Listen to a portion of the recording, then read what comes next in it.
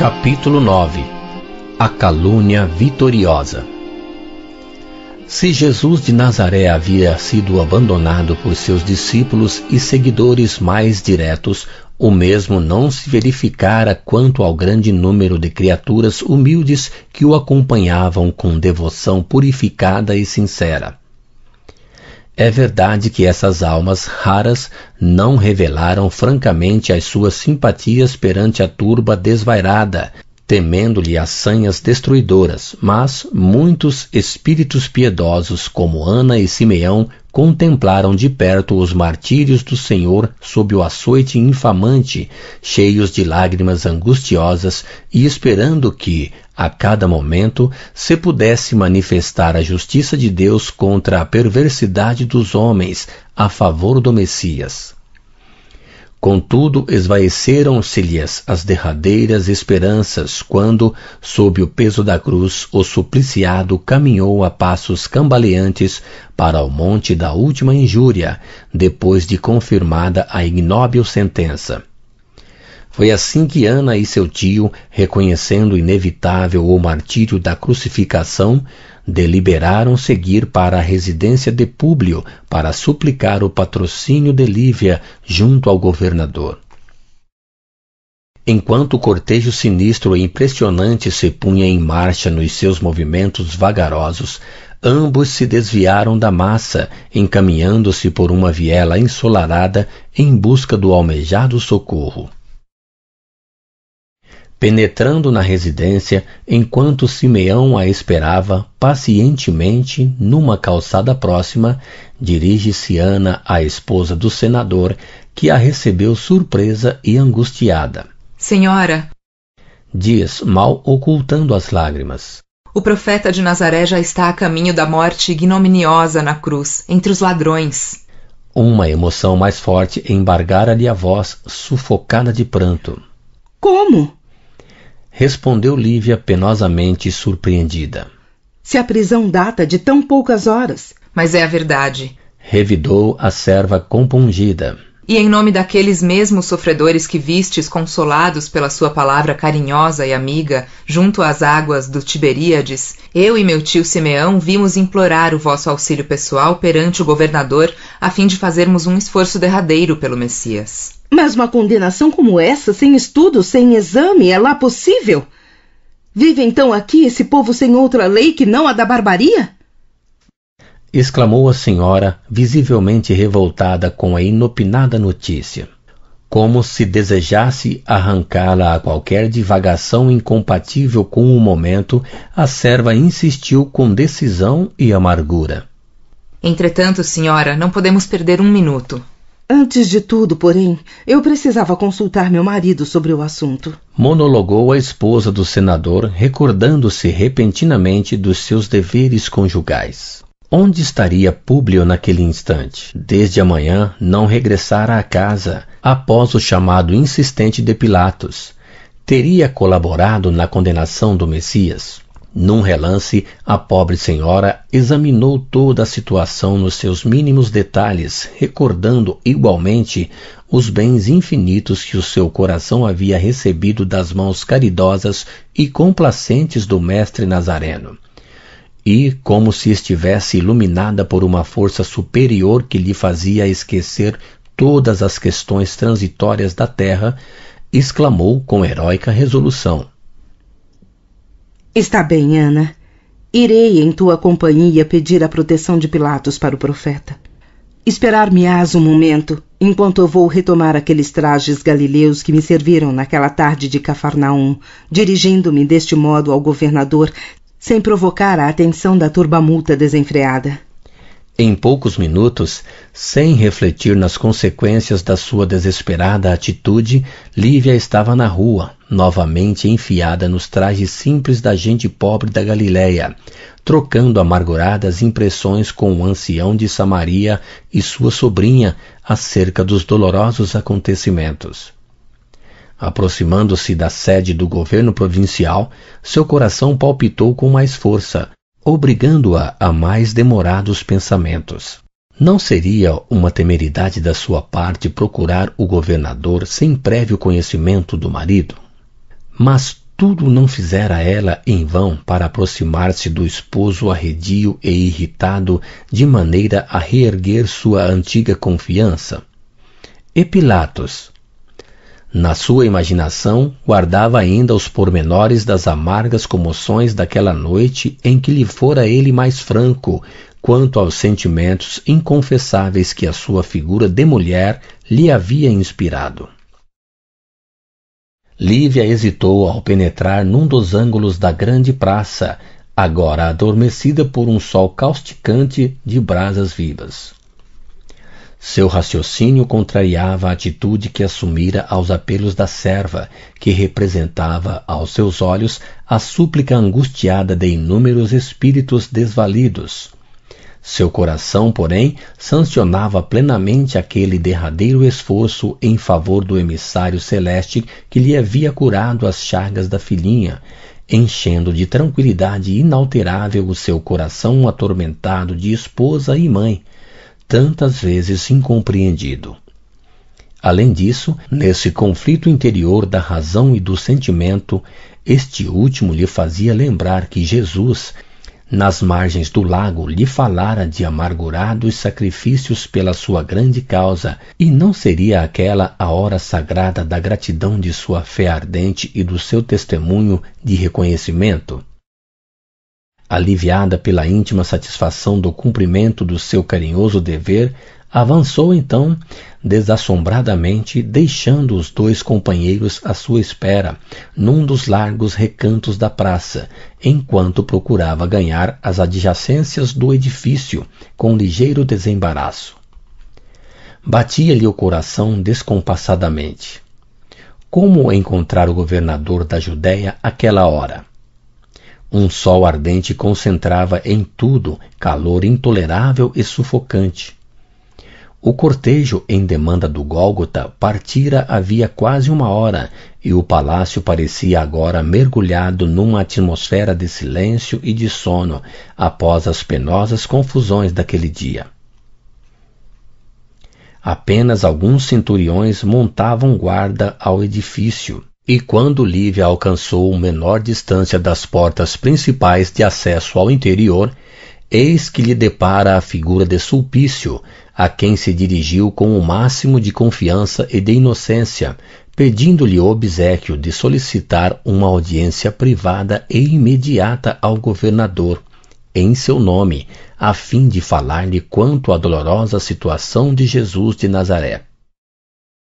O lictor mirou-a de alto a baixo com o olhar de lascívia e cupidez que lhe eram características e, crendo piamente nas relações ilícitas daquela mulher com o procurador da Judéia, em virtude de suas observações pessoais, por coincidências que se lhe figuravam a realidade perfeita daquela suposta prevaricação, presumiu, naquele ato insólito, não o motivo apresentado, que lhe pareceu ótimo pretexto para afastar quaisquer desconfianças, mas o objetivo de se encontrar com um homem de suas preferências. Criatura ignóbil, de que se utilizava o governador para instrumento de suas paixões malignas, entendeu que semelhante entrevista deveria ser levada a efeito na maior intimidade, e, sabendo que Públio Lentulus ainda lá se encontrava em animada palestra com os companheiros, conduziu Lívia a um gabinete perfumado onde se alinhavam preciosos vasos de aromas do Oriente, saturados de fluidos sutis e entontecedores, e onde Pilatos recebia, por vezes, a visita furtiva das mulheres de conduta equívoca, convidadas a participar dos seus licenciosos prazeres. Ignorando por completo o mecanismo de circunstâncias que a conduziam a uma penosíssima situação, Lívia acompanhou o lictor ao gabinete aludido, onde, embora estranhando a suntuosidade extravagante do ambiente, se demorou alguns minutos a sós, aguardando ansiosamente o instante de implorar de viva voz ao procurador da Judéia a sua prestigiosa interferência a favor do generoso Messias de Nazaré. Nem ela nem Sulpício, todavia, chegaram a perceber que uns olhos perscrutadores os acompanharam com profundo interesse, desde o exterior do edifício ao gabinete privado a que nos referimos. Era a Fúvia que, conhecendo semelhante apartamento do palácio, surpreendera a esposa do senador sob o disfarce daquela túnica humilde da vida rural, enchendo-se-lhe o coração de pavorosos ciúmes ao verificar aquela visita inesperada. Enquanto Sulpício Tarquínios fazia um sinal familiar ao governador, a que este atendeu de pronto, indo imediatamente ao seu encontro num vasto corredor, onde murmuraram ambos algumas palavras em tom discreto, cientificando-se Pilatos da almejada entrevista em particular, aquela maliciosa criatura demandava alcovas do seu íntimo conhecimento, de maneira a certificar-se positivamente, através dos reposteiros, da presença de Lívia na câmara privada do governador, destinada às suas expansões licenciosas. Certificada em absoluto do acontecimento, a caluniadora antegozou o instante em que tomaria Públio pelas mãos, a fim de conduzi-lo à visão direta do suposto adultério de sua mulher, e, quando regressava ao vasto salão, deixando transparecer levemente a satisfação sinistra da sua alma, ainda ouviu Pilatos exclamar com delicadeza para os seus convidados: Meus amigos, espero me concedam alguns minutos para atender a uma entrevista privada e urgente, que eu não esperava neste momento. Acredito que, consumada a condenação do Messias de Nazaré, batem já a estas portas os que não tiveram coragem para defendê-lo publicamente, no momento oportuno. Vamos ver.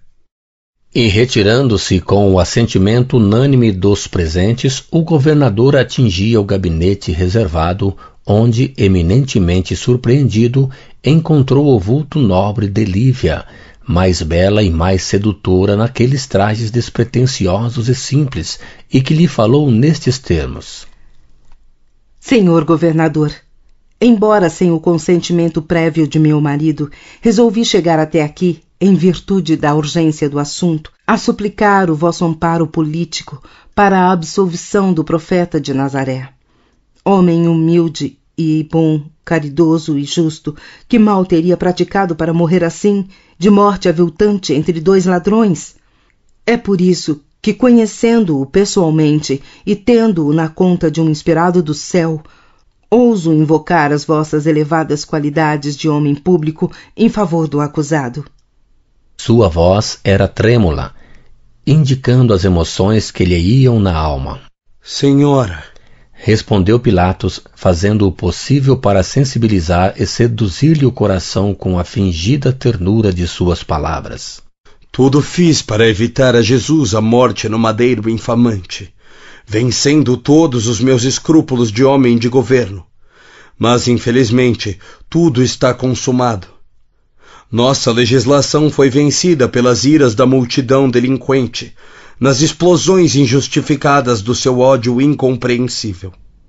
Então, não é lícito esperarmos nenhuma providência mais a benefício desse homem caridoso e justo, condenado como vulgar malfeitor?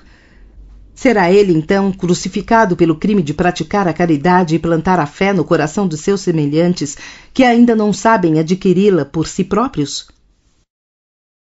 Infelizmente, assim é, replicou Pilatos contrafeito.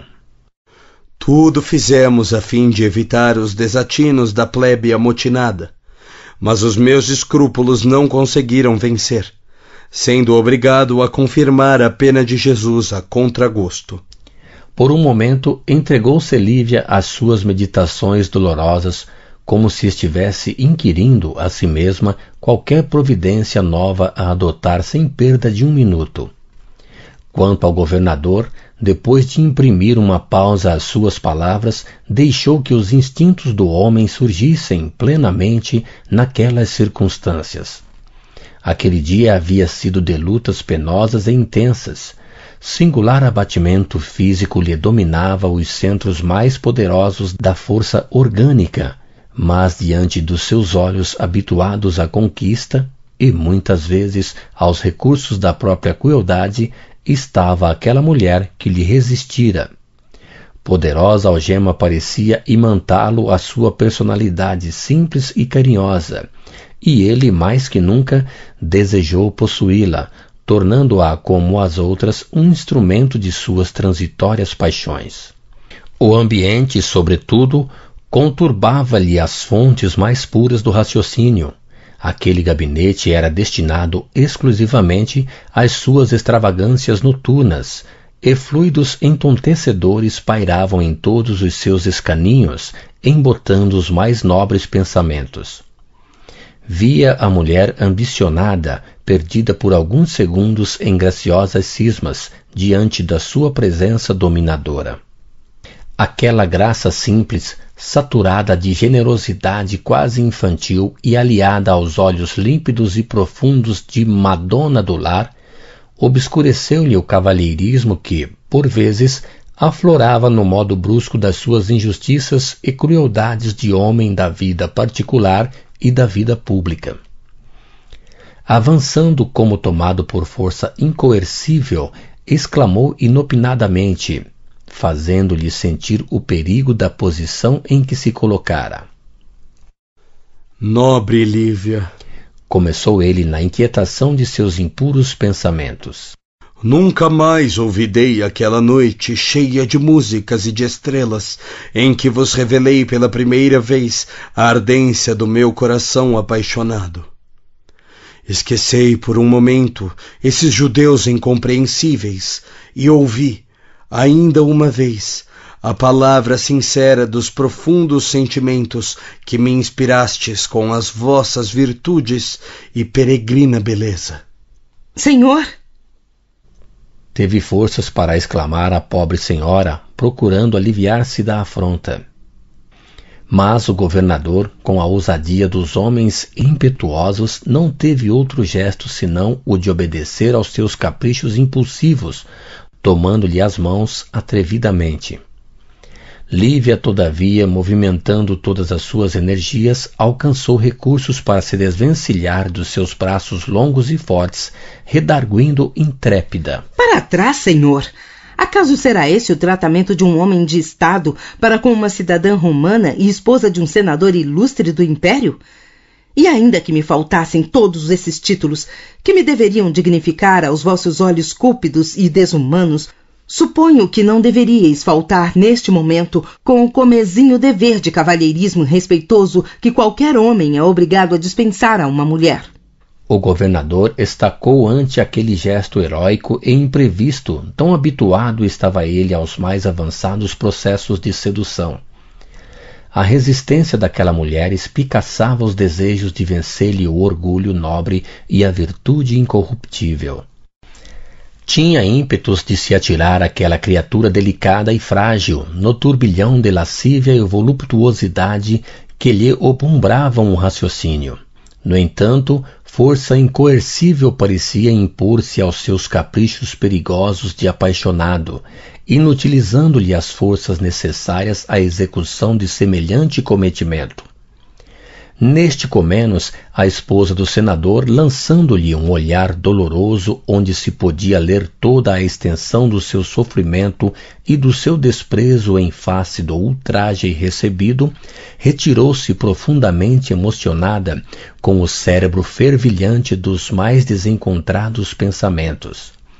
Antes, porém, que a vejamos sair do gabinete, somos obrigados a retroceder alguns minutos, quando Fúvia solicitou ao sobrinho de seu marido o obséquio de uma palavra em particular, pondo-o ao corrente de tudo o que se passava. O senador experimentou um choque terrível no coração, pressentindo que a prevaricação da mulher estava prestes a confirmar-se diante dos seus próprios olhos, e, contudo, hesitou ainda a acreditar em semelhante vilania. Lívia, aqui! Perguntou soturnamente a esposa do tio, dando a entender, pela inflexão da voz, que tudo não passava de criminosa calúnia. Sim! Exclamou Fúvia, ansiosa por fornecer-lhe a prova tangível de suas asserções. Ela está em colóquio com o governador, no seu compartimento privado, sem ajuizar da situação e das circunstâncias em que se verifica tal encontro. Porque, afinal, Cláudia ainda está nesta casa e, perante a lei, minha irmã é a esposa legítima de Pilatos, mal habituado com os costumes dissolutos da corte, de onde foi enviado para cá em virtude de sérios incidentes desta mesma natureza.